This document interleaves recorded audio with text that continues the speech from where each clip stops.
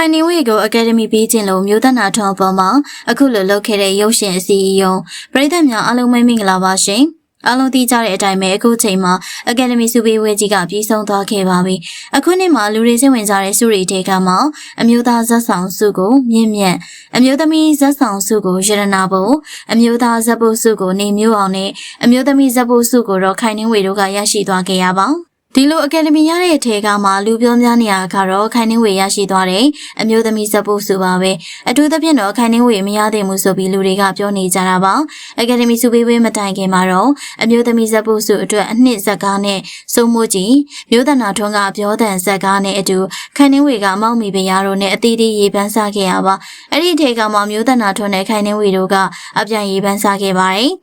မျိုးသနာထွန်းကအခုနှစ်မှာနှက်ဝင်တဲ့ပြောတဲ့စတဲ့ဇက်ကားတွေနဲ့ရေပန်းစားခဲ့တယ်လို့ခိုင်နှင်းဝေကလည်းပြူစားနဲ့မောင်မီပရားဇက်ကားတွေနဲ့ရေပန်းစားခဲ့ရပါဒီအထက်ကမှအခုချိန်မှာခိုင်နှင်းဝေကမောင်မီပရားဇက်ကားကြီးနဲ့အကယ်ဒမီဆုကိုရရှိသွားခဲ့ရဖြစ်ပါတယ်ဒီလိုမျိုးခိုင်နှင်းဝေအကယ်ဒမီဆုရရှိသွားတဲ့ပုံမှာဝေဖန်တဲ့နေလဲထွက်ပေါ်နေရပါအဲ့ဒါကတော့ခိုင်နှင်းဝေထက်မျိုးသနာထွန်းကအကယ်ဒမီဆုပိုရတဲ့နေလို့ဆိုကြပါတယ်ခိုင်နှင်းဝေဟာမောင်မီပရားဇက်ကားမှာလောက်ကွက်မထွက်ဘူးလို့ပရိသတ်တွေကဝေဖန်ကြပါတယ်နောက်တစ်ချက်ကတော့ခုနကပြောခဲ့တယ်လို့ပဲမျိုးသနာထွန်းရဲ့ဇက်ကားနှစ်ကားမှာအကယ်ဒမီဇက်ကားနဲ့ဇင်းထဲကိုထည့်တဲ့အခါမှာအမှန်တကယ်အကယ်ဒမီရနိုင်တဲ့အထိတရုပ်ဆောင်ကောင်းတဲ့ပြောတဲ့ဇက်ကားကိုမထည့်ပဲနောက်ဝင်တဲ့ဇက်ကားနဲ့ပဲ nomination ပေးဝင်တဲ့အတွက်လူတွေကတော့ဝေဖန်ကြပါတယ်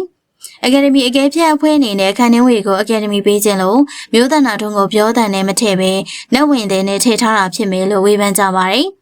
တချို့တွေကလည်းခိုင်နှင်းဝေကပရိုက်တာတွေအများကြီးလုပ်တဲ့ပြည်သူရဲ့မေမေဖြစ်တာကြောင့်အကယ်ဒမီမျက်နှာတာပေးလိုက်တယ်လို့လည်းဆိုကြတာပါတကယ်တော့ဒါရီယာနဲ့စင်နေတာအကယ်ဒမီစုပေးပွဲအပြီးမှာဖြစ်တဲ့ကြရက်တွေလို့ဆိုရမှာပါဒါအပြင်ဒီနှစ်အကယ်ဒမီအကဲဖြတ်မှုနဲ့ပတ်သက်ပြီးတော့အဓိကပရိသတ်များအကြအငင်းပွားစရာဖြစ်နေရတဲ့အဓိကအချက်ကတော့မျိုးသနာထွန်းရဲ့ပြောတဲ့ဇက်ကားပါမျိုးသနာထွန်းကပြောတဲ့ဇက်ကားမှာတော်တော်လေးကိုပြည်ပြင်းပြောင်မြောက်တဲ့တရုပ်ဆောင်ချက်တွေနဲ့ပရိသတ်ကိုဖန်ဆားနိုင်ခဲ့ပေမဲ့အကယ်ဖြတ်ဖွဲ့က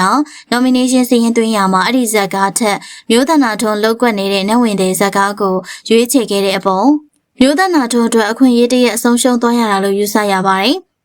အကယ်ဒမီစုပေးပွဲဆိုတာကဇက်ကားတကားလုံးရဲ့ကောင်းခြင်းထက်တရုပ်ဆောင်ရဲ့အရေးချင်းကိုအဓိကထားအမှတ်ပေးရမှာဖြစ်တာကြောင့်လောက်ကွက်ရတဲ့ဇက်ကားကိုခြံလက်ခဲ့ရကစဉ်းစားစရာဖြစ်နေရပါဒါပေမဲ့ခိုင်နှင်းဝေဘက်ကကြည့်မယ်ဆိုရင်တော့ခိုင်နှင်းဝေကဆယ်စုနှစ်များစွာအနုပညာလောကမှာရပ်တည်နိုင်ခဲ့သူဖြစ်တယ်လို့မောင်မီပရားဇက်ကားမှာလည်းခိုင်နှင်းဝေရဲ့မိခင်မြတ်တာဖွဲ့တရုပ်ဆောင်ချက်တွေကကြီးရှုတဲ့သူတိုင်းကိုမျက်ရည်ကျစေတဲ့အထိစွမ်းဆောင်နိုင်ခဲ့တာကငြင်းမရပါဘူးဘာပဲဖြစ်ဖြစ်စုတစ်ခုပေးရတယ်ဆိုတာပေးဖို့စံနှုန်းများစွာရှိနိုင်ပါတယ်ဒါပေမဲ့ပရိသတ်တွေကတော့ကိုချစ်ခင်ရတဲ့အနုပညာရှင်တွေအကယ်ဒမီမရတဲ့အတွက်နှမျောသက်ဖြစ်နေကြဆဲပါပရိသတ်တွေဟာအနုပညာရှင်တယောက်ကိုအကယ်ဒမီဆုပေးလိုက်ရင်တခြားသောအကယ်ဒမီမရတဲ့အနုပညာရှင်ရဲ့ပရိသတ်တွေကမမျှတဘူးဆိုပြီးတော့ဝေဖန်ကြတာကထုံးစံဖြစ်နေပါပြီ။ဘာပဲဖြစ်ဖြစ်မောင်မီပရားကားမှာတော့ခိုင်နှင်းဝေရဲ့တရုပ်ဆောင်ချက်တွေကပြည်ပြင်းလာတယ်လို့ဆိုရမှာဖြစ်ပါတယ်။အထူးသဖြင့်တော့ခိုင်နှင်းဝေကသမီးဖြစ်သူရတနာဘုံနဲ့ပတ်သက်ပြီးတရုပ်ဆောင်ချက်တွေကတနာစရာကောင်းပြီးအပြင်မှာတကယ်ဖြစ်နေတယ်လို့ပြည်ပြင်းလုံးလှပါတယ်။ဒီဗီဒီယိုကိုကြည့်ရှုနေကြတဲ့ပရိသတ်တွေအနေနဲ့